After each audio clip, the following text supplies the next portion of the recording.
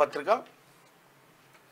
వనమంతా సిగమూగంగా కన్నెపల్లి నుంచి మేడారం గద్దె మీదికి కదిలొచ్చిన సార్లమ్మ, కొండాయి నుంచి గోవిందరాజులు, పునుగొండ నుంచి పగిడిద్దరాజు రాక, ఇలా సిల్కలగుట్ట నుంచి తరలి రానున్న సమ్మక్క 4 రోజుల మహాజాతర షురు. తొలి రోజే 25 లక్షల మంది భక్తులు దర్శించుకున్నారట.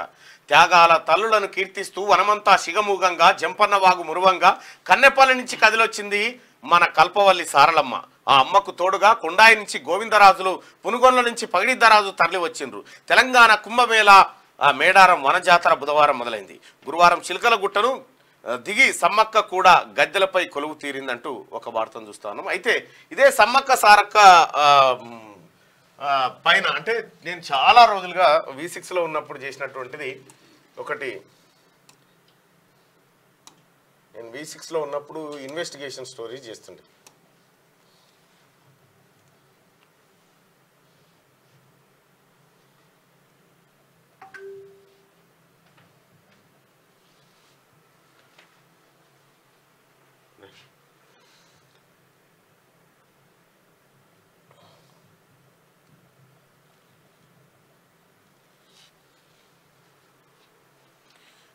V6లో వారసులు ఎక్కడ అనేటువంటి ప్రోగ్రామ్ని నేను చేసింటన్నట్టు. అంటే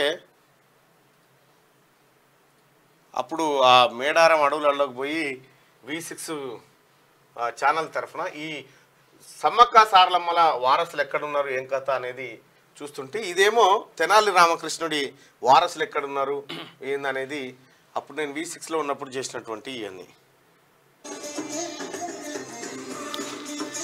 అప్పుడు చాలా రోజుల క్రితం, దాదాపు 10 సంవత్సరాల క్రితం అనుకోవాలి.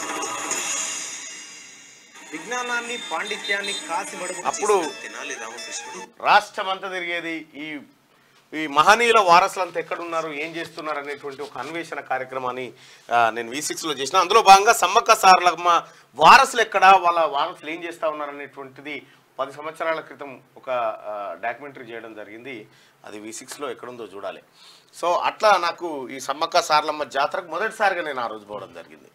ఇక ఆ అమ్మకు తోడుగా కొండాయి నుంచి గోవిందరాజులు, పునుగొండ నుంచి పగిడిద్దరాజు తరలి వచ్చారు. తెలంగాణ కుంభమేళ మేడారం వనజాతర బుధవారం మొదలైంది.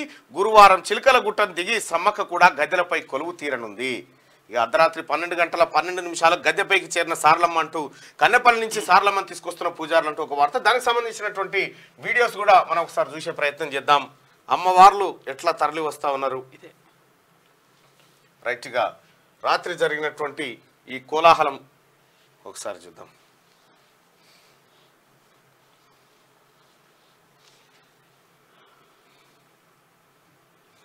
నెట్ కొంచెం స్లో ఉన్నట్టు.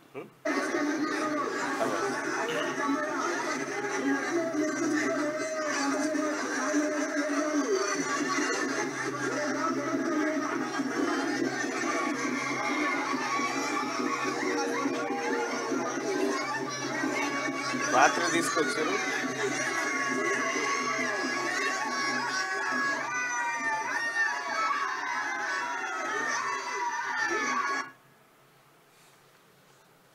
కుంకుమ భరణాల రూపంలో తీసుకుంటారు.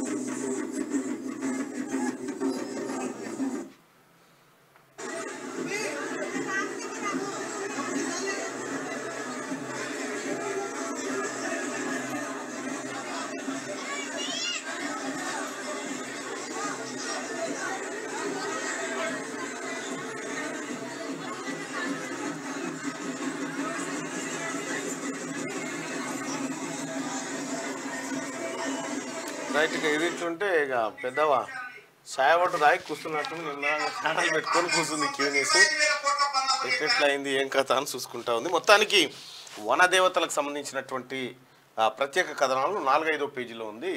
ఇక చూడరు ఎట్లా ఉందో, అద్భుతం.